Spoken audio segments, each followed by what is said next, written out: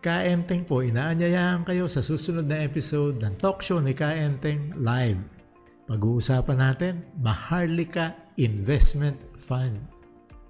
Alam nyo, tinakda itong priority bill ni BBM at paspasan namang isinabatas ng Kongreso at Senado sa kabila ng napakaraming babala galing sa iba't ibang sektor at eksperto.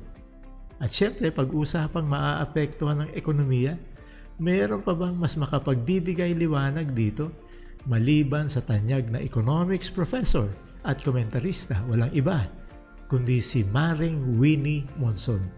Samahan nyo kami sa Miyerkules, August 16 dito lang sa talk show ni Kaenteng Live.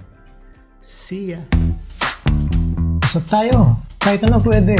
Pwede TikTok, Tokhang, Tokpo. Gusto mo mga talakayang malalim. Pwede din mababaw. Komentaryong bias, may kinikilingan.